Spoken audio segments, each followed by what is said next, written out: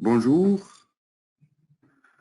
je vous remercie tous de participer à notre présentation de nos solutions d'évaporation. On est ravis donc de vous montrer tout ce que nous avons pour l'évaporation, notre savoir-faire. Pour la présentation, ma collègue Tanina Amari, notre spécialiste des produits d'évaporation, c'est elle qui va vous faire la présentation dans notre Customer Lab. Bonjour à tous. Je vais juste commencer, vous présenter un petit peu la gamme de nos produits. Comme vous voyez ici, donc, nous avons les fours à boules pour le séchage et pour la distillation fractionnée, les sublimations. Nous avons aussi dans nos solutions d'évaporation les rotavapeurs et nous avons aussi les rotavapeurs industriels pour les gros volumes. Aussi, nous avons d'autres solutions de séchage comme la lyophilisation ou bien les solutions d'atomisation, spray drying et encapsulation. Et on a aussi les solutions d'évaporation en parallèle, que ce soit les syncores ou les multivapors. Pour les équipements d'évaporation, à l'échelle de laboratoire, on a deux gammes. On a la solution essentielle, que ma collègue elle va présenter après, et aussi la solution dynamique, qui va être aussi dans la présentation. Et bien sûr, comme vous le savez, donc, une solution d'évaporation, donc l'idéal, elle est composée du rotavapeur lui-même, la pompe à vide, le refroidisseur d'eau et bien sûr l'interface de contrôle qui va contrôler tous ces équipements.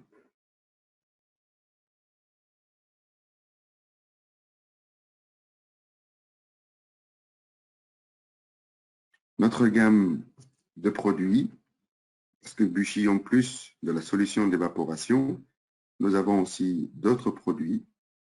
Là, comme je disais tout à l'heure, donc ça c'est la solution évaporation avec les différentes pompes, les différentes interfaces de contrôle. Tout en bas ici, nous voyons donc les rotavapes industriels, que ce soit les 20 litres ou les 50 litres. Là, c'est la partie évaporation en parallèle où on a le multivapor pour une évaporation en parallèle qui peut aller jusqu'à 12 positions. Le Syncor Polyvap, c'est une évaporation aussi en parallèle. Et le Syncor Analyst qui fait aussi l'évaporation, concentration d'échantillons et aussi la SPE. Les solutions de spray drying et encapsulation. On a bien sûr les atomiseurs, que ce soit les mini spray dryers à l'échelle de microns ou sprayer aussi à l'échelle de nano avec les différents accessoires. Sinon aussi, on a les appareils d'encapsulation. La gamme de freeze drying, lyophilisation, on a deux gammes, le L200 et le L300. Là aussi, donc, ça sera aussi dans une autre présentation dédiée à la lyophilisation. Les points de fusion et points d'ébullition. On a bien sûr le modèle M565, le modèle automatique, et le M560, le modèle manuel. On a la gamme aussi de chromatographie, que ce soit la gamme flash chromatographie avec UV ou avec ELSD, la gamme PrEP HPLC avec aussi UV ELSD et aussi la solution flash et PrEP dans le même appareil. Bien sûr, tous les consommables et les accessoires qui vont avec, comme les colonnes, les pompes, la tuyauterie. Et nous avons aussi donc la gamme de Keldal pour l'analyse de protéines, l'appareil de Keldal, l'appareil de digestion, les appareils ici de cendres sulfuriques et le scrubber donc pour les laveurs de vapeur. La gamme d'extraction, les extractions Soxley, les extractions haute extraction, l'extraction continue, le Selman, ou donc l'extraction au débit, c'est-à-dire aux vitesses, température, pression. Là, c'est la gamme d'hydrolyse.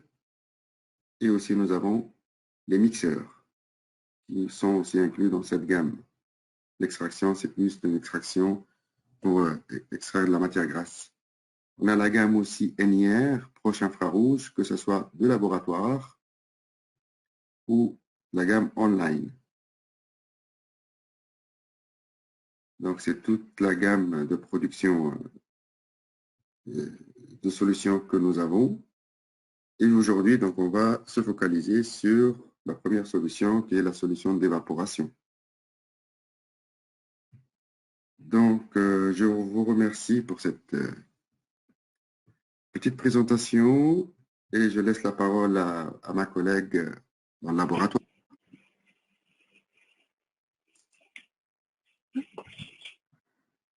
Alors, bonjour à tous. Normalement, vous devriez être capable de me voir. Donc, on me dit que c'est bon, donc super.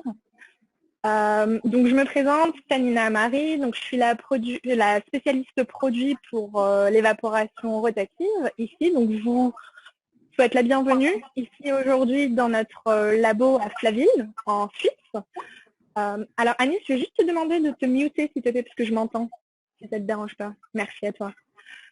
Donc aujourd'hui, on est ici pour parler de l'évaporation rotative. Donc je pense que vous connaissez tous l'évaporation de toute façon si vous êtes ici aujourd'hui. Donc je vais juste vous faire une rapide présentation du système et puis après on va aller un petit peu plus sur ce que vous pouvez faire au labo, ce qui va vous aider au jour le jour dans votre vie au final au labo. Donc juste ici, vous avez le Rotavapor R300 qui est notre gamme actuelle de Rotavapor avec la pompe qui est juste à côté, le refroidisseur qui est juste en dessous. Et donc, juste ici, comme vous pouvez le voir, vous avez l'interface de régulation qui, en fait, va être connectée aux trois systèmes et qui va vous permettre, à partir de cette interface, de pouvoir, au final, commander les différents éléments du Rotavapor. Donc, à partir de l'interface, vous allez pouvoir commander le bain, la rotation, le refroidisseur, ainsi que la pompe. Donc l'intérêt au final d'aller sur un système complet de cette manière-là, alors je vais faire un petit zoom au niveau de l'interface pour que vous puissiez voir tout ça. Donc là, normalement, vous pouvez voir toute l'interface. Donc, comme vous pouvez le voir, en fait, on a vraiment tous les paramètres de l'évaporation qui sont au niveau de l'interface. Et donc, on a une petite chose qu'on appelle la bibliothèque de solvant, qui est juste ici. Donc, qu'est-ce que c'est la bibliothèque de solvant? Donc, ça peut vous aider vachement au jour le jour dans votre vie au labo. Donc, comme vous pouvez voir, en fait, vous avez une liste au final de solvants. Et comme, en fait, l'interface communique avec tous les systèmes du Rotavapor, comme vous pouvez voir juste ici, en fait, l'interface connaît la température actuelle du bain et elle connaît la température actuelle du refroidisseur à circulation aussi. Donc, par exemple, si je choisis, on va partir sur l'acétone, en fait, l'interface va directement calculer le vide dont vous allez avoir besoin pour évaporer l'acétone, du coup, dans ce cas-là, dans les conditions précises actuelles de votre Rotavapor. Donc, je vous mets un petit peu en condition. Si, par exemple, vous arrivez dans le labo le matin, vous allumez votre Rota, votre bain n'est pas encore vraiment chaud, le refroidisseur n'est pas encore froid non plus, en fait, vous allez pouvoir directement commencer votre évaporation parce qu'au final, en fait, l'interface va vraiment s'adapter à vos conditions réelles. Donc, si le bain chauffe entre-temps, l'interface va le savoir et va vous proposer le vide en fait qu'il vous faudra réellement à ce moment-là. Donc une autre chose que dont je souhaitais vous parler, donc on va repartir un petit peu plus sur un angle plus large.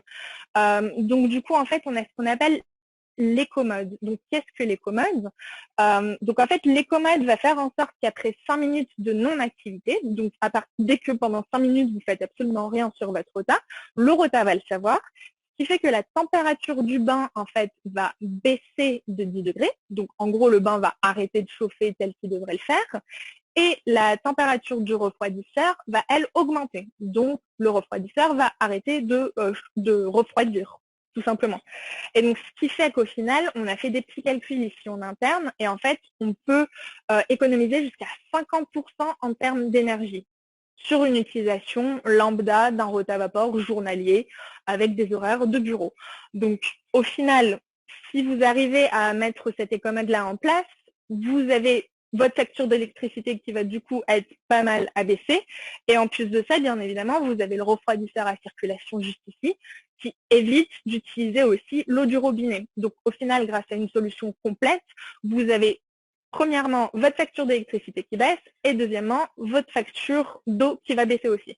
Donc, c'est tout bénef. Et puis, de nos jours, c'est vrai que les problématiques environnementales, etc., sont des choses qui, je pense, nous tiennent de plus en plus à cœur. Et donc, voilà, ça nous permet aussi d'aller dans le bon sens, on va dire, pour l'environnement. Donc, maintenant, je vais passer sur des choses un petit peu plus concrètes, au final, sur votre utilisation au jour le jour dans le labo.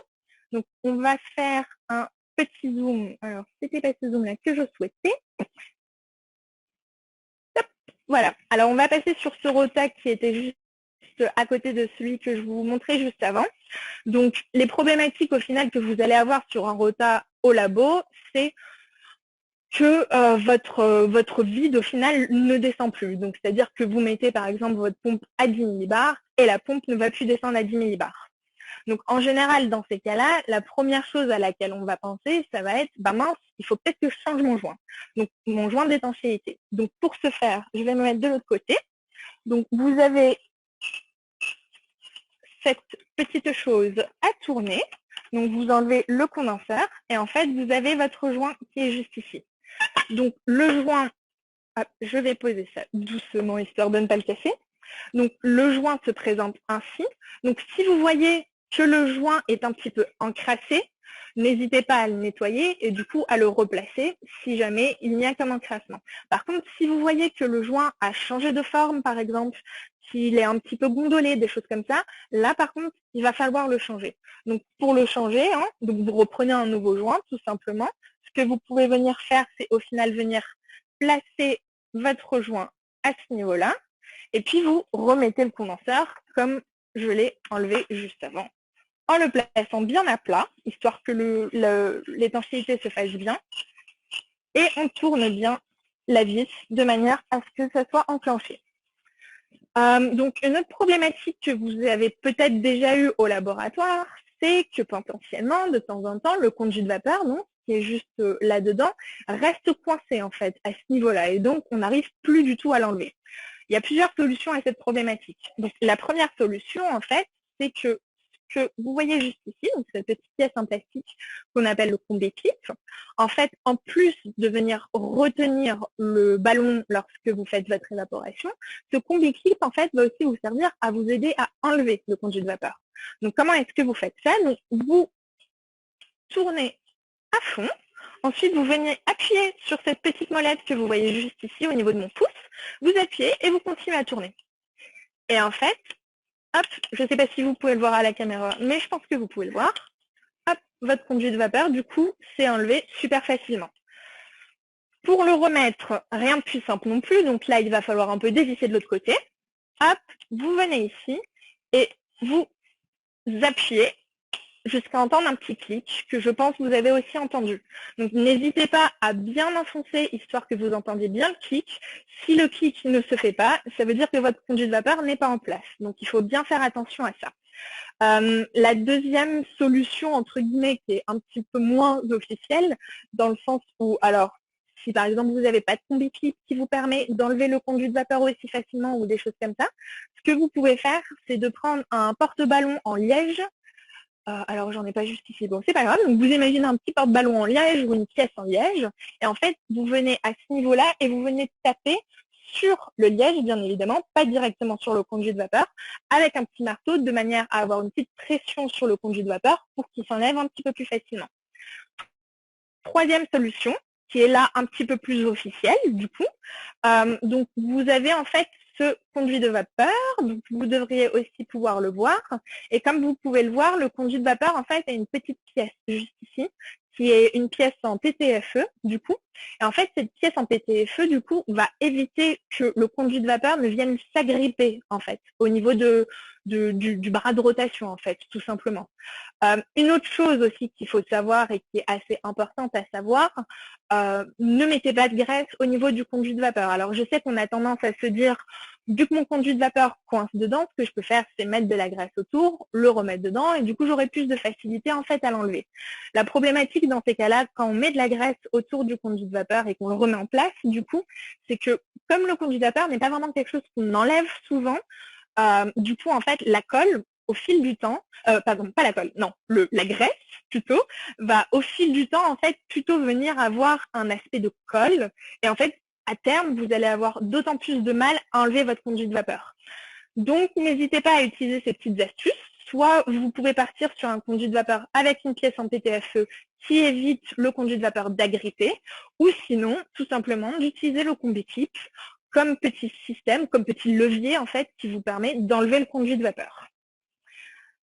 Alors, donc ça, c'était tout au niveau du rotavapor, parce qu'au final, d'un point de vue maintenance, au niveau du rotavapor, il n'y a pas tant de maintenance que ça. C'est surtout au niveau du joint qu'il va falloir regarder de temps en temps, selon les solvants que vous utilisez, selon l'utilisation que vous avez du rotavapor, s'il tourne non-stop dans votre labo, du coup, il va peut-être falloir le changer plus ou moins souvent. Donc, il est vrai qu'il est un petit peu compliqué de donner une durée de vie du joint. Donc, je vous dirais, si vous voyez que votre vide ne descend plus, alors pensez dans un premier temps à regarder le joint du rotavapor. Donc, deuxième chose, du coup, si vous avez nettoyé votre joint, si vous avez changé votre joint et que toujours le vide ne descend pas, alors potentiellement, il va falloir penser un petit peu à la pompe. Donc là, on va faire un petit zoom au niveau de la pompe. Donc là, vous voyez la pompe V300. Donc, comme vous pouvez le voir, en fait, sur la pompe V300, vous avez un visuel directement sur l'intérieur de la pompe. Donc, on a une petite fenêtre qui nous permet de voir l'intérieur de la pompe. Et donc, les petits ronds, en fait, juste ici gris que vous voyez à l'intérieur, ce sont les membranes. Donc, c'est-à-dire que lorsque la pompe est en fonctionnement, vous voyez aussi les membranes fonctionner. Donc, ça a plusieurs avantages. Le premier avantage que vous avez avec ça, c'est que c'est-à-dire que si vos conditions ne sont pas optimisées, que par exemple vous êtes descendu beaucoup trop rapidement en vide et que du coup du solvant n'a pas été condensé, et lorsque le solvant n'est pas condensé, du coup il passe à travers la pompe. Donc l'avantage de cette pompe, c'est qu'au final, vous allez voir le solvant en fait dans la pompe et dans les membranes. Donc c'est-à-dire que si vous avez du solvant qui passe à travers la pompe, dans ces petites membranes-là, vous allez voir qu'il y a un liquide à l'intérieur. Donc, à savoir que ça, on essaye de l'éviter, bien évidemment. Déjà, dans un premier temps, ça veut dire que vos conditions ne sont pas optimales. Donc, il va falloir regarder un petit peu en termes de température de bain, par exemple, en termes de pression, de vide, si jamais il y a des choses à changer pour éviter que du solvant passe à travers la pompe. Mais j'ai envie de vous dire, si le solvant est passé à travers la pompe, s'il est déjà là, il faut aussi venir agir. Donc, alors, si par exemple, vous avez de l'acétone ou de l'éthanol, c'est pas trop grave, ça va surtout nettoyer la pompe au final. Mais si vous avez des solvants qui sont un petit peu corrosifs, là, ça va commencer à devenir un petit peu problématique et il va falloir faire un petit peu de maintenance en fait sur la pompe. Donc, ce qu'on peut faire dans ces cas-là, je vais tourner la pompe pour que vous puissiez voir le côté de la pompe. Alors, je vais juste l'éteindre avant de faire ça, histoire qu'on soit bien safe. Donc, ce que vous pouvez faire en fait, tout simplement, c'est que vous détachez en fait donc l'entrée de la pompe ainsi que la sortie de pompe. Donc de cette manière. Hop, voilà. Donc hop là. Donc ce qu'on peut faire aussi, c'est qu'avec une petite pipette, en fait, on va venir mettre du solvant au niveau de l'entrée de pompe. Donc vous allez venir avec votre pipette que j'ai juste ici, donc que je vais prendre. Hop. Donc, vous venez mettre du solvant là-dedans. Vous faites en sorte d'avoir du papier essuie-tout, des mouchoirs ou des choses comme ça à portée de main, ou du papier ménage pour nos amis suisses. Donc, en fait, vous mettez la pompe en route. Donc, elle va pomper à fond, du coup. Vous mettez du solvant dans l'entrée de la pompe. Et au niveau de la sortie de la pompe, en fait, le solvant va ressortir, du coup. Et donc, vous gardez bien votre papier ménage juste ici, de manière à ce qu'il soit retenu. Ce que vous pouvez faire aussi, dès que vous avez mis la quantité de solvant nécessaire, ce que vous pouvez faire, c'est venir en fait refermer l'entrée de la pompe. Donc, ça va permettre au final d'évacuer un petit peu plus et de projeter, entre guillemets, un petit peu mieux le solvant. Donc ça peut être pas mal aussi pour vous. Hop, donc je vais remettre tout ça. Et donc, le nettoyage de la pompe, je dirais qu'il est pas mal de le faire lorsque, par exemple, vous avez vos membranes qui commencent à être un petit peu encrassées, par exemple, si vous avez du produit au niveau des membranes, des choses comme ça. N'hésitez pas à faire la maintenance de la pompe, donc déjà dans un premier temps juste à la nettoyer. Et donc normalement le vide devrait se faire mieux et le fait de la nettoyer aussi bien évidemment va augmenter la durée de vie de la pompe. Donc si vous avez fait ça et que votre vide, encore une fois, il a du mal à se faire. Ce qu'on peut penser à faire du coup, c'est que potentiellement, ça veut dire que les membranes, en fait, vont être à changer. Donc là, au niveau de la maintenance, au niveau de la pompe, il n'y a rien de plus simple. Vous avez en fait 2 vis qui sont sur les côtés de la pompe, donc vous les dévissez. Cette petite partie de la pompe, en fait, va s'enlever, l'avant de la pompe va s'enlever, et vous allez avoir accès directement aux membranes. Donc là, il y aura juste à dévisser les vis que vous voyez à l'intérieur. Donc il y en a 4 sur chaque tête de membrane. Vous les dévissez. Et ensuite, à l'aide de ce petit outil-là qui est dans chaque livraison, en fait, dès que vous achetez une pompe, vous avez ce petit outil-là. Ce petit outil, en fait, va vous permettre de venir englober la membrane, de la sortir et de potentiellement remettre la nouvelle, du coup. Donc, tout est fait de manière à ce que vous soyez entièrement autonome sur la maintenance. Bien évidemment, si vous voyez pendant que vous faites la maintenance, vous avez un petit peu du mal à la faire tout seul ou autre, n'hésitez pas à soit contacter directement votre commercial ou votre technicien installé pour que potentiellement il puisse vous aider un petit peu au téléphone. Mais sachez que vous pouvez être entièrement autonome là-dessus. Donc, une petite chose aussi dont je souhaitais parler avec vous, donc, c'est des choses en fait qu'en général, les personnes au labo ne savent pas spécialement à quoi ça sert ou des choses comme ça. Donc, on va passer sur l'autre rota normalement. Donc, non, c'est pas celui-là. C'est toujours pas celui-là, désolé. Donc, ça va être celui-là. Donc, en fait, sur chaque commande de rota, pareil, vous allez avoir ces petits tubes que vous voyez ici. Et donc, parfois, on ne sait pas trop ce qu'il faut en faire au final. Donc, en fait, le tube, donc vous allez avoir un tube qui va venir à ce niveau-là, et vous avez un autre tube, en fait, qui est déjà à l'intérieur du condenseur. Je l'ai déjà placé, je pense que vous pouvez bien le voir. Et donc, l'intérêt de ces tubes-là, en fait, c'est de pouvoir venir réalimenter votre rotavapor en solution dans la solution que vous souhaitez évaporer, en fait, tout simplement. Donc, ce tube-là, vous allez le mettre dans votre ballon qui va contenir votre solution que vous souhaitez évaporer. Et tout simplement, en fait, ce que vous allez faire, c'est que la petite clé juste ici, vous allez mettre le trou au niveau du tuyau. Ce qui fait que, il ne faut pas oublier que votre système, du coup, sera sous vide, ce qui fait qu'au final, votre solution va être aspirée à l'intérieur de votre ballon. Donc, si vous souhaitez faire une espèce d'évaporation en continu en alimentant votre ballon d'évaporation de la sorte, vous pouvez, comme vous avez pu le voir, le faire super facilement. Donc, rien de bien compliqué. Voilà, vous mettez votre ballon au niveau de ce tuyau-là, vous tournez la petite clé et du coup, ça va alimenter votre ballon. Alors, on va revenir du coup sur l'angle un petit peu plus large. Donc, d'autres petites choses en fait qui peuvent peut-être un petit peu vous aider dans le labo au jour le jour, dans les petites choses que vous avez à faire. Donc, je vais revenir en fait au niveau de la pompe. Du coup, cette fois, hop, et donc, c'est juste ici. Donc, comme vous pouvez voir, en fait, sur la pompe, vous avez ce qu'on appelle un réfrigérant secondaire. Donc, qu'est-ce que le réfrigérant secondaire? Le réfrigérant secondaire, ça va être cette partie-là de la pompe. Et en fait, ça va être exactement la même chose que le réfri que vous avez sur le rota. Il est juste plus petit, du coup. Et donc, le réfrigérant secondaire, en fait, lui, va venir en sortie de pompe. Donc, encore une fois, vous évaporez. Il y a potentiellement du solvant qui passe à travers la pompe. Du coup, il va passer à travers la pompe, il va ressortir de la pompe. Donc, vous imaginez bien que si vous n'avez pas de condenseur secondaire, eh ben, ce solvant va se retrouver dans l'atmosphère. Donc, c'est pas super, du coup, pour vos utilisateurs, si vous êtes utilisateur vous-même. Donc, le fait d'avoir ce petit accessoire, en fait, en sortie de pompe, va permettre de recondenser les solvants qui seraient potentiellement passés à travers la pompe. Donc voilà, ça permet bien évidemment une optimisation, je dirais, du lieu de travail et donc, encore une fois, moins de solvants dans l'atmosphère. Juste derrière, vous avez ce qu'on appelle le silencieux. Alors, je vois que vous ne le voyez pas à la caméra, donc je vais vous le montrer. Hop.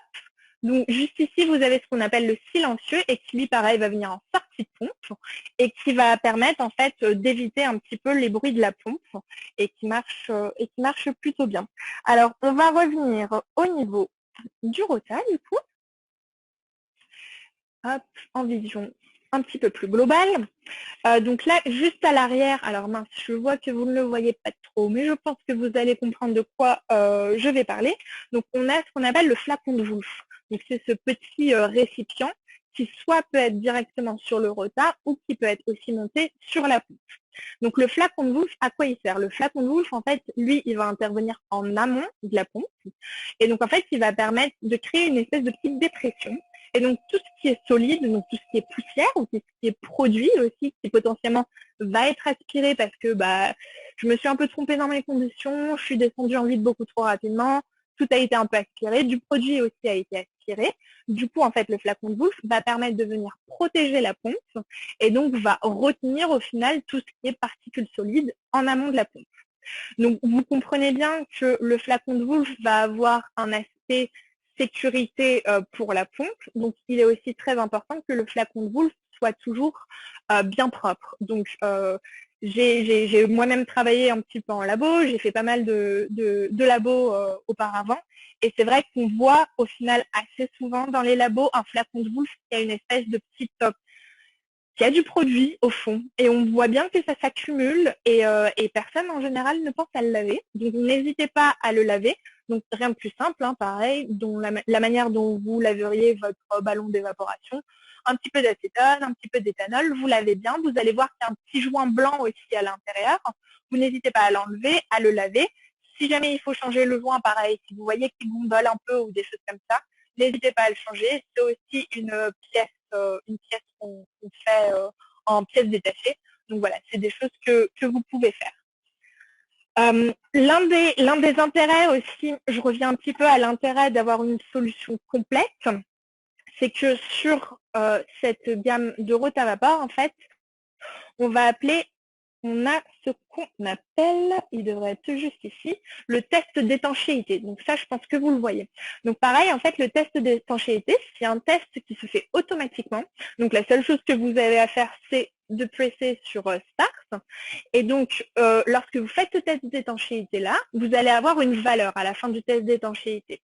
Si cette valeur est plus basse, est à moins de 5 millibars, pardon, j'ai un peu de mal. Si cette valeur est à moins de 5 millibars, c'est que votre étanchéité est super. Si votre test est à plus de 5 millibars, c'est que votre étanchéité n'est pas super et que potentiellement, du coup, il va falloir faire un petit peu toutes ces actions correctives dont je vous parlais juste avant. Donc voilà, de ce point de vue-là, n'hésitez pas à faire ce test d'étanchéité-là si vous avez ce genre d'interface-là, parce qu'il peut être quand même assez utile au jour le jour dans le labo, en fait, tout simplement. Autre chose à savoir, c'est que sur ces interfaces-là, vous avez, on voit juste ici, réinitialiser heure de rotation. En fait, l'interface, elle est prédéfinie pour qu'au bout de 500 heures de fonctionnement, l'interface en fait va vous dire que potentiellement, il faut commencer un petit peu à regarder le joint. Donc il va falloir ne serait-ce que checker le joint, le sortir et regarder dans quel état il est. Et donc encore une fois, pour revenir à ce que je vous disais un petit peu plus tôt, si vous voyez qu'il est gondolé, qu'il est encrassé ou autre, du coup, vous pouvez faire la maintenance et le nettoyage au niveau du joint d'étanchéité, du coup. Hop, je vais revenir sur l'angle un petit peu plus large. Donc, autre chose que vous pouvez faire au niveau de la pompe. Après l'avoir nettoyée, notamment, ou après une utilisation en labo. Donc, par exemple, en général, moi, c'est vrai que je conseille de le faire en fin de journée, juste avant de sortir du labo, ou un vendredi soir, juste avant de partir en week-end, ou avant des grandes vacances, ou des choses comme ça, c'est d'assécher la pompe. Parce qu'encore une fois, si du solvant reste dans la pompe, c'est jamais très bon pour la pompe, notamment si le solvant est un petit peu corrosif. Donc pour ce faire, il n'y a rien de plus simple. Vous restez en fait dans cette configuration-là. À la place de mettre un ballon, comme vous le voyez ici, où il y a quelque chose, vous mettez un ballon à vide. Et en fait, vous lancez la pompe pour qu'elle pompe en continu jusqu'au maximum. Et vous la laissez faire ça pendant quelques minutes, 2-3 minutes, je dirais. Et donc, ça va permettre au final d'évacuer tous les solvants qui potentiellement sont toujours dans la pompe. Et donc ça va permettre aux membranes du coup de ne pas baigner dans ce solvant-là. Et donc, du coup, encore une fois, ça va augmenter la longévité de la pompe. Bien évidemment, c'est ce qu'on cherche à faire ici en ayant ces petites astuces de maintenance sur le rota. Tac, tac, tac. Alors ça, c'est super. Donc, je vais passer maintenant un petit peu au niveau du refroidisseur à circulation, donc que vous voyez juste en dessous. Au niveau du refroidisseur à circulation, pas grand-chose à dire au final parce que vous n'allez pas avoir beaucoup de maintenance à faire. L'une des questions qu'on a le plus souvent au niveau du refroidisseur à circulation, c'est avec quoi est-ce que je remplis mon refroidisseur?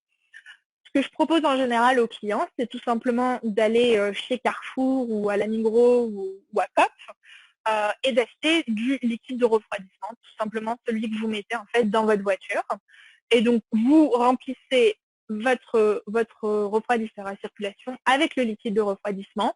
Il y aura une petite vidange à faire de temps en temps, mais c'est vraiment pas préconisé très souvent. Vu qu'on travaille en circuit fermé, il n'y a aucune fuite, donc il n'y a pas de raison, entre guillemets, de venir le vidanger, de venir rajuster le niveau ou quoi que ce soit. Un petit accessoire que je voulais vous montrer et que j'ai juste dans la main ici, j'espère que vous arrivez à bien le voir. En fait, c'est un système dans lequel vous allez mettre vos tuyaux d'un côté et de l'autre, donc vos tuyaux de refroidissement. Qu'est-ce que ça va vous permettre? En fait, c'est un petit clip, tout simplement. Donc, si j'appuie sur le clip, hop, comme vous voyez, ça se détache. Et en fait, ça va être un stop, entre guillemets. Donc, c'est-à-dire que j'en ai un juste ici, donc je peux vous le montrer en live. Donc, comme vous voyez, j'ai le clip, j'ai mon tuyau de refroidissement d'un côté, j'ai mon tuyau de refroidissement de l'autre. Si j'appuie dessus, hop, j'ai pas de liquide qui sort de mon tuyau. Donc, c'est vraiment assez utile quand, notamment, on veut, je ne sais pas, mettre le refroidisseur sur un autre rota ou changer la disposition du labo ou vidanger le refroidisseur à circulation, faire des choses comme ça. Du coup, ça vous est un petit peu plus facilité avec ce genre de petits clips-là. Autre chose aussi qui peut être d'utilité, alors si jamais par exemple vous n'avez pas de refroidisseur à circulation, que vous fonctionnez avec de l'eau en fait dans votre condenseur, ce qu'on peut faire du coup c'est en fait venir mettre un petit filament de cuivre en fait.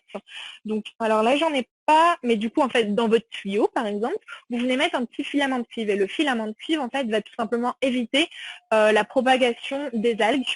Ça, encore une fois, on peut le voir assez souvent dans les labos. Dans les petits serpentins du condenseur, on voit de l'algue qui se forme tout simplement parce qu'il y a de l'eau dans le condenseur en fait. Donc du coup, ce petit filament de cuivre va éviter un petit peu cette problématique. Alors, donc là, j'ai fait un petit peu le tour au niveau des petites astuces, je dirais, au niveau du rota. Ah non, peut-être encore une petite dernière chose dont je peux vous parler, ça va être au niveau du bain. Donc juste ici, vous avez le bain, donc qui en général va être rempli avec de l'eau du robinet. Vous pouvez aussi faire un mélange eau du robinet, eau déminéralisée. Essayez de ne pas mettre que de l'eau déminéralisée dedans. C'est toujours bien d'avoir aussi de l'eau un petit peu ionique, un petit peu calcaire. C'est toujours mieux pour en fait pour que le chauffage se fasse bien, tout simplement, je cherchais mes mots. Une chose aussi qui est plutôt pas mal à savoir, si vous avez d'anciennes générations de rota. Je sais qu'on arrive assez souvent sur cette problématique où, mince, mon bain ne marche plus, j'ai un ancien rota, est-ce que je dois changer totalement mon rota, qu'est-ce que je dois faire? Donc si par exemple vous avez un R210 ou un R215, donc qui sont des anciennes générations de rota et que votre bain ne fonctionne plus sur cette ancienne génération, on propose en fait ce qu'on appelle un adaptateur, donc qui est juste ici en fait, et donc qui va venir se positionner en dessous de ce bain. Donc si ce bain est le bain de notre nouvelle génération de rota, vous allez le positionner en dessous et en fait ça va vous permettre de venir adapter votre bain à votre R210 ou à votre R215. Autre chose aussi, si vous avez une ancienne génération de rota, et là je vais parler sur la génération des R200, R205. Donc si vous avez un rota R200, R205, il faut savoir qu'on a arrêté de produire ce rota-là il y a de ça 15 ans. Donc ça fait quand même un petit moment. Et du coup, du fait de l'ancienneté de production du rota qui est de 15 ans, comme je vous le disais, en fait, on ne propose plus le joint d'étanchéité pour ces rotas-là. Pas de souci. Ce qu'on peut faire en fait dans ces cas-là, c'est au final reprendre votre verrerie, donc votre ancienne verrerie que vous avez actuellement sur le rota, et la seule chose que vous allez devoir en fait racheter, ça va être le bras du rota, donc tout ce qui est la partie en dur, entre guillemets, du rota. Et donc, dans un premier temps, ça va permettre d'abaisser un peu le coût d'achat de votre système. Et deuxième chose, encore une fois, voilà, d'un point de vue environnement, c'est vrai qu'on utilise de l'ancien pour faire du neuf, entre guillemets. Donc, c'est un petit peu de l'upcycling et ça permet au final de faire un petit peu moins de déchets pour l'environnement. Donc, à ce niveau-là, cette fois, on est tout bon, j'ai fini. Donc, ce que je peux vous proposer de faire, c'est que vous aviez aussi la possibilité, avant de participer au webinaire, de poser vos questions. Donc, je me souviens qu'il y avait une question qui était un petit peu globale sur « j'aimerais bien apprendre à utiliser le rotavapor ». J'espère que ça a répondu à votre question, du coup. Donc, on a reçu une question par rapport aux fractions moussantes. C'est vrai que lorsque, par exemple, on travaille sur des produits naturels, on peut parfois être amené à avoir en fait de la mousse qui va se former au niveau du ballon d'évaporation. Alors là, je vais faire un petit zoom à ce niveau pour que vous puissiez tout voir. Donc là, comme vous voyez, en fait, j'ai ce qu'on appelle un beaker flask, donc qui n'est pas vraiment un ballon d'évaporation. Ça, c'est pas mal dans le cas où vous avez besoin d'avoir une large ouverture à ce niveau-là. Donc, en fait, vous allez pouvoir venir accéder à votre flasque un petit peu plus facilement et vous allez aussi pouvoir la nettoyer beaucoup plus facilement. Donc, pour tout vous dire, en fait, dans cette flasque actuellement, ce que j'ai mis, c'est un thé à la menthe, tout simplement, voilà. Donc, comme je vous disais, produit naturel. Donc, vous, dans votre labo, j'imagine que vous n'auriez pas du thé à la menthe, mais que vous auriez totalement autre chose. Mais en fait, ce que je veux vous montrer, c'est ce qu'on appelle la sonde anti-mousse. Alors, normalement, vous devez pouvoir la distinguer un petit peu. Vous avez une espèce de petite sonde, donc c'est une petite tige noire, là, qui passe à travers... Alors, ma pompe n'est pas en route, je l'ai éteint pour vous montrer la maintenance supérieure, donc c'est normal que ça ne fonctionne pas. Donc là, vous voyez que j'ai mis la pression à 8 millibars. Comme vous pouvez le voir juste ici, le vide commence à se faire. Donc, on va se focaliser un petit peu au niveau du beaker flask, juste ici, parce que du coup, ce qui va se passer, c'est qu'on va avoir de la mousse apparaître. Et comme je vous disais, donc là, on a mis en place ce qu'on appelle une sonde anti-mousse. Et donc, en fait, la sonde anti-mousse, ça va être un capteur optique. Donc, dès que cette sonde, en fait, va voir de la mousse apparaître, la sonde va automatiquement venir casser le vide. En fait, c'est-à-dire que ce qu'on faisait dans les labos, je dirais, anciennement, où on venait casser le vide manuellement en tournant un petit peu la molette, là, ça va être fait automatiquement. Donc, ce qui permet, au final, de ne pas avoir à rester devant le rota pour casser le vide manuellement. Alors, on va voir, on va attendre un tout petit peu parce que là, le vide est en train de descendre. Donc, on va devoir, voilà, vous voyez de la mousse apparaître. Et comme vous l'avez vu, tant que j'ai eu rien à faire, la mousse s'est cassée. Donc, si vous avez fait aussi un petit peu plus attention, vous avez peut-être entendu un petit bruit en fond, donc qui était au final la valve d'aération qui s'est ouverte. Donc, on a entendu un petit clic. Et en plus de ça, en fait, au niveau de l'interface, on a vu que le vide avait un petit peu réaugmenté. Donc, il était passé, il me semble, de 50 à 55 millibars, de manière à permettre à la mousse de se détendre. L'évaporation reprend tout doucement. Et s'il y a encore une fois de la mousse qui va revenir au niveau du ballon d'évaporation, le système va casser le vide encore une fois automatiquement. Et en fait, il va faire ça jusqu'à atteindre le vide que je lui ai demandé, donc le vide de 8 millibars. Donc, j'espère que ça a bien répondu à votre question, qui était du coup, qu'est-ce qu'on peut faire avec les fractions moussantes. Du coup, vous pouvez avoir ce genre de système-là pour éviter au final, dans un premier temps, de rester devant le rota et d'attendre que la mousse se forme et de casser manuellement le vide. Mais deuxièmement aussi, si potentiellement on est parti, on ne savait pas que son produit était moussant, ça a moussé, la mousse est venue dans le condenseur et après, du coup, on doit renettoyer tout le condensaire, ce qui peut être un petit peu embêtant. Donc voilà, ce petit accessoire-là, au final, vous permet de travailler en toute indépendance, je dirais, sur le rota, c'est-à-dire que vous venez juste appuyer sur Start et vous pouvez partir, et le rota fait lui tout seul au final. Donc ça, c'était pour répondre à la première question qui avait été posée donc en amont. La deuxième question qui nous a été posée, c'est qu'en est-il de l'évaporation du pentane? Alors le pentane est un solvant qui, comme beaucoup de solvants organiques malheureusement, est un petit peu toxique, est un petit peu inflammable, des choses comme ça. Et donc la question était au niveau, je vais arrêter la pompe histoire que vous n'ayez pas le bruit de fond en fond. Donc la question c'était, est-ce que du coup je dois mettre mon rota sous hot? Je dirais que la réponse est, si jamais vous avez un doute, toujours mettre votre rota sous hot, ça sera toujours mieux. Après, on sait tous qu'en labo, la problématique de place est quand même assez présente et la problématique de place sous hot est encore plus présente. Donc, je sais très bien que dans les labos, en général, il est très compliqué d'avoir une hot prédéfinie et définie pour un rota et tout système au final.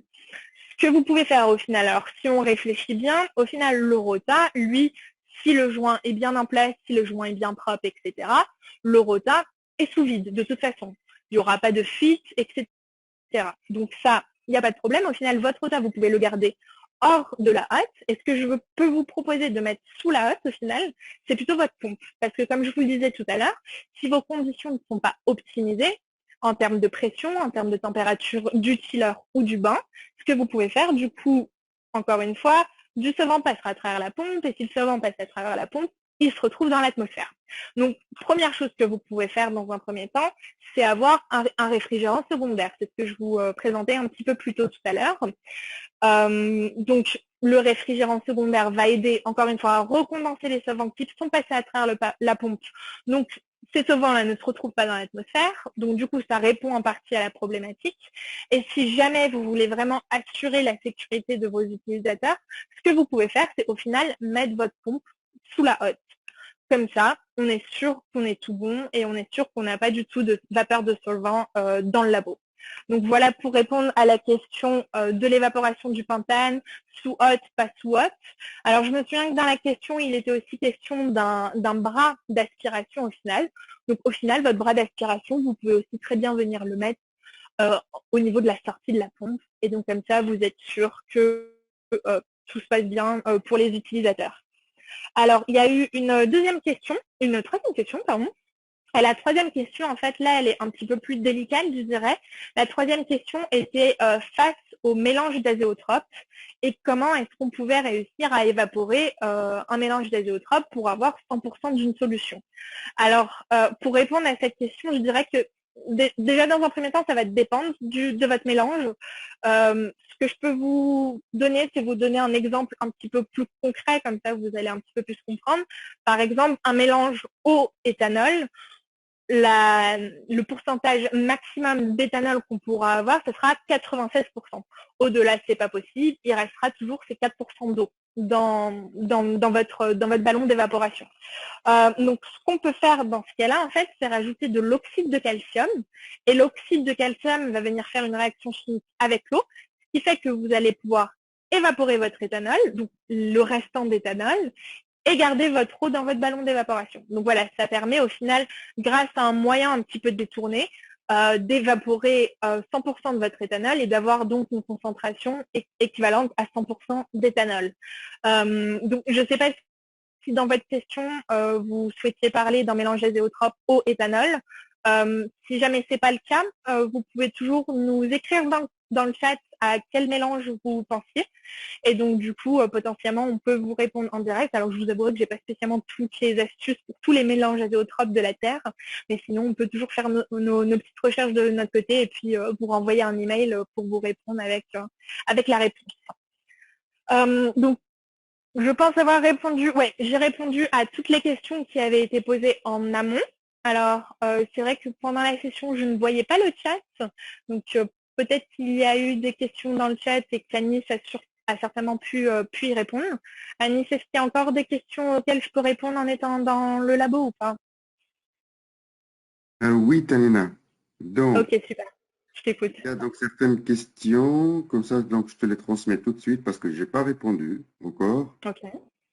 Donc, la première question, tu viens de répondre, c'était à propos donc j'ai une question d'un point de vue sécurité. Lorsqu'on utilise le rotavap pour évaporer méthane, conseillez-vous de mettre le rotavap sous haute aspirante ou bras aspirant suffit?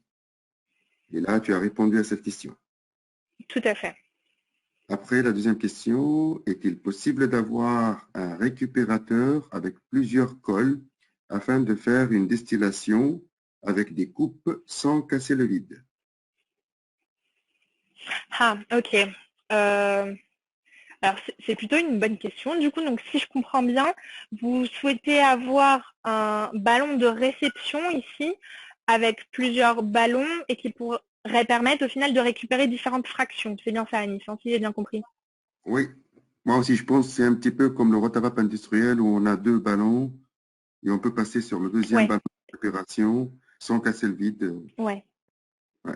Ouais. Alors, du coup, à ce niveau-là, en fait, on va avoir une solution. Alors, attendez, je vais chercher dans mes petits tiroirs si jamais je la trouve. J'espère la trouver rapidement.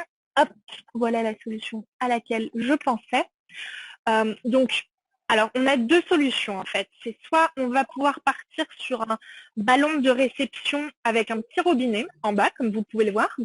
Donc, au final, ça va vous permettre d'ouvrir votre robinet, de récupérer ce que vous souhaitez récupérer et de refermer pour reprendre l'évaporation. La seule différence dans ce cas-là, c'est qu'au final, vous allez devoir casser le vide.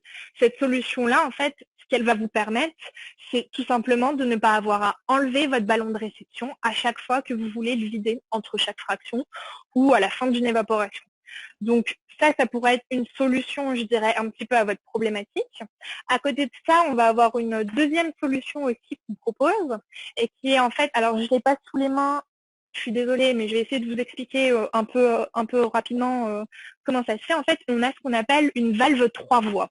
Alors, le nom est un petit peu barbare, mais en gros, en fait, ça va être une petite valve en fait, que vous allez venir mettre entre votre ballon de réception et le condensateur, qui va permettre au final de chanter le ballon de réception.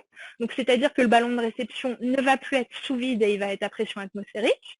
Vous allez pouvoir prendre votre ballon, le vider, ou d'ailleurs avoir un ballon de réception avec un petit robinet comme je vous montrais juste avant, récupérer votre première fraction, rouvrir la valve, et de toute façon, quoi qu'il arrive, en fait, si vous voulez, l'évaporation aura toujours lieu parce que cette partie-là du rota sera toujours sous vide.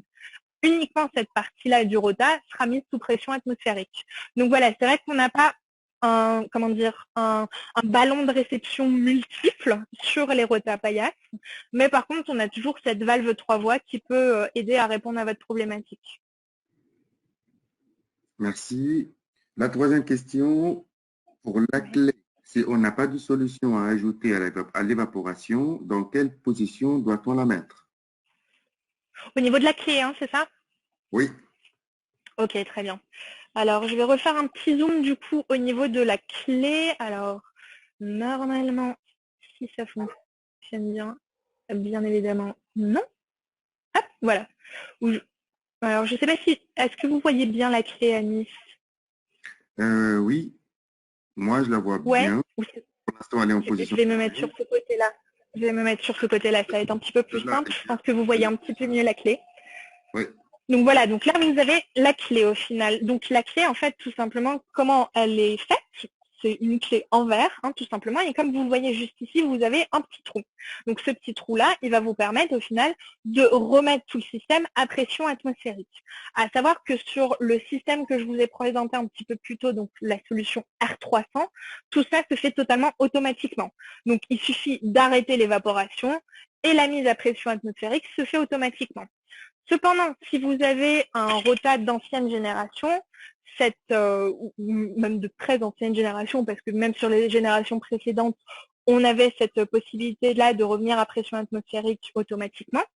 Si jamais vous souhaitez le faire manuellement, parce que pour des raisons X ou Y, donc là, c'est la position fermée. Comme vous voyez, en fait, le trou, ce qui va pouvoir toucher, c'est du verre. Donc du coup, on a bien le vide qui est fait. pour pouvoir réouvrir le système et donc casser le vide ou se remettre à pression atmosphérique, ce qu'il va falloir faire au final, c'est de tourner ce trou-là au niveau de cette petite partie-là de verrerie, histoire qu'au final, ce qui puisse rentrer, c'est de l'air. Donc, comme je vous le montrais tout à l'heure, si jamais vous avez les tuyaux de feeding qui sont mis en place, bah, ce que le système va faire, c'est aspirer votre solution.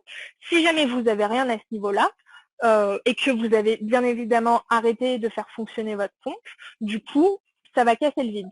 Donc, pour répondre à la question plus précisément, donc, si jamais vous souhaitez faire fonctionner votre rota, que vous souhaitez le mettre sous vide, votre molette, en fait, doit être face à vous, et donc vous devriez pouvoir voir le petit trou qui est au niveau de la clé.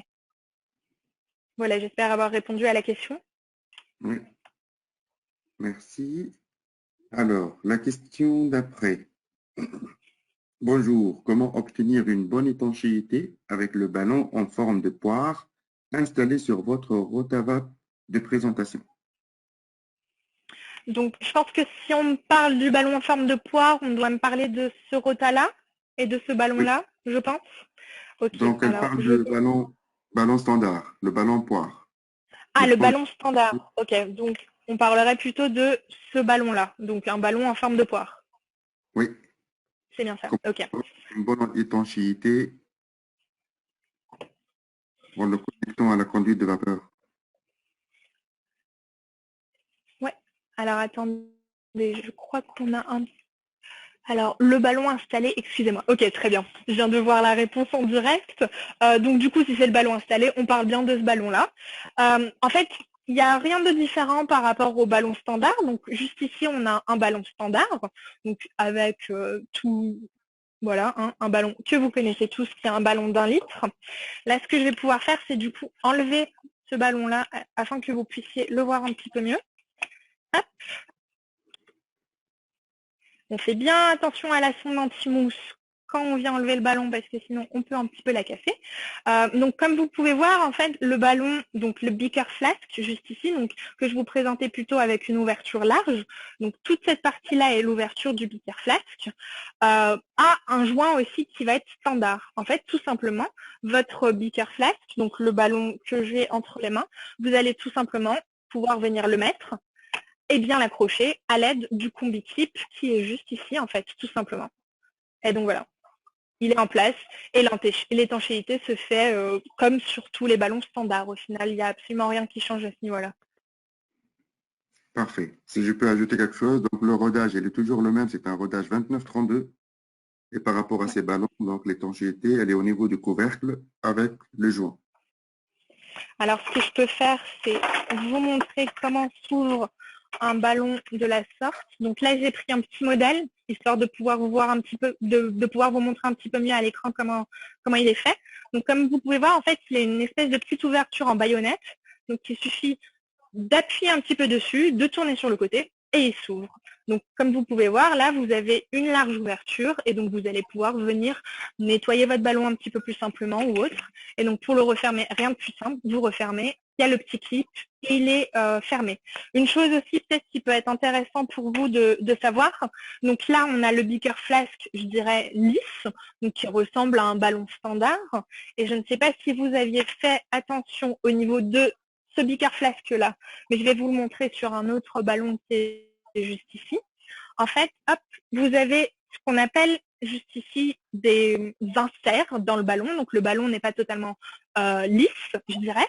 Et donc ça peut être assez utile quand vous avez des produits qui sont plutôt poudreux et qui, en général, ont tendance un petit peu à coller au niveau du fond de votre ballon. Donc en fait, ces petits inserts-là vont venir casser au final la surface du ballon.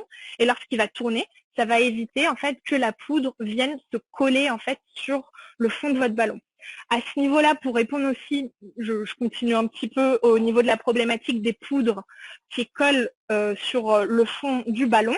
Ce que nous proposons aussi au niveau de l'interface, hop, je vais revenir sur l'interface comme ça, vous allez bien voir ce que je vous montre. Donc, juste ici, en fait, vous avez tous les modes que l'interface propose plutôt. Et donc, à ce niveau-là, vous avez un mode qu'on appelle le mode de séchage. Donc, qu'est-ce que le mode de séchage? Hop, alors je vais remonter juste ici. Donc en fait, le mode séchage va permettre à la rotation du ballon de se faire pendant un temps défini d'un côté et de se faire pendant un autre temps défini de l'autre côté. Donc encore une fois, en fait, ça va venir au final casser la poudre que vous avez au fond de votre ballon, et donc ça va permettre aussi d'avoir une évaporation qui va être un petit peu plus optimisée, vu que votre produit ne va pas coller au fond de votre ballon et donc va vraiment être sous forme de poudre à l'état libre, je dirais. Et donc, comme vous pouvez voir juste ici, vous avez l'intervalle de rotation donc, que vous pouvez déterminer. Donc, vous pouvez avoir un intervalle de rotation plus petit ou plus grand. Et donc, tout simplement, là, dans cette situation-là, pendant 10 secondes, il va tourner d'un côté et pendant 10 autres secondes, il va tourner de l'autre côté. Et on va faire ça continuellement jusqu'à ce que votre évaporation soit terminée au final. Désolée, j'ai un petit peu digressé, Anis. Non, c'est très bien, merci. L'autre question, donc, c'est à propos du nom de la sonde de détection.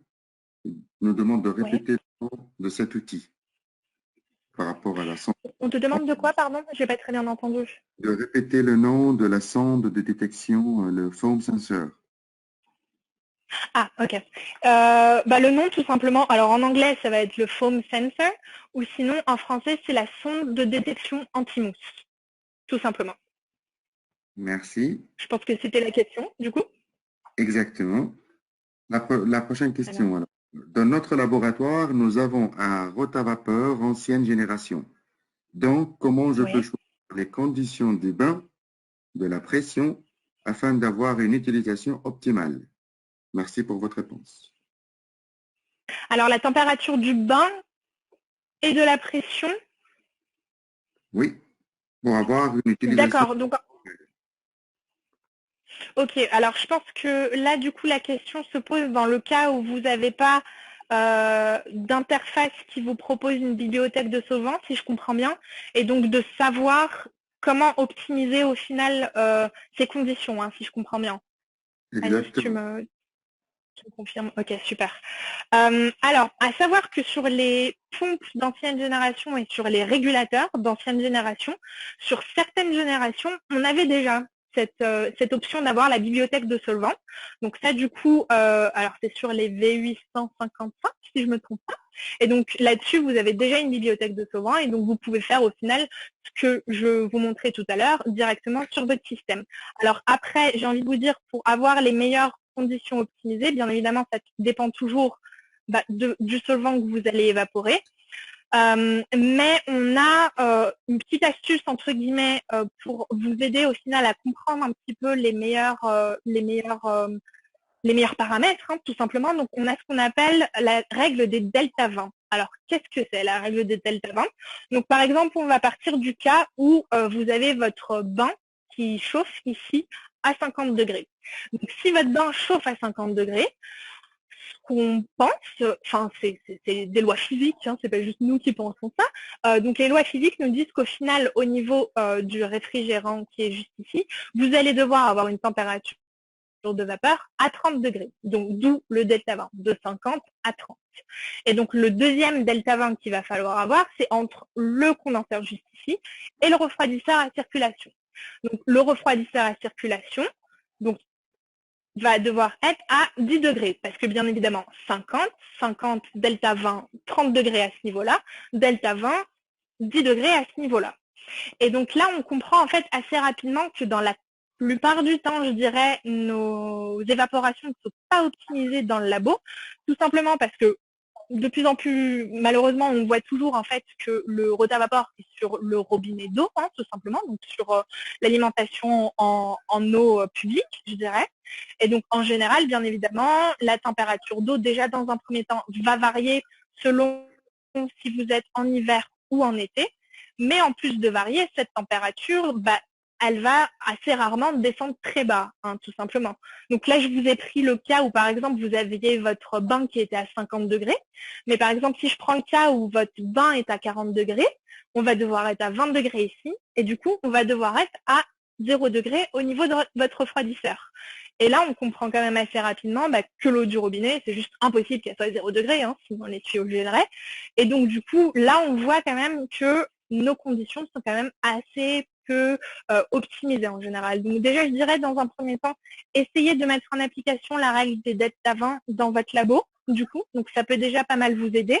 Après, en termes de pression, du coup, parce que je me souviens que la question était sur la température du bain et aussi sur le vide, du coup.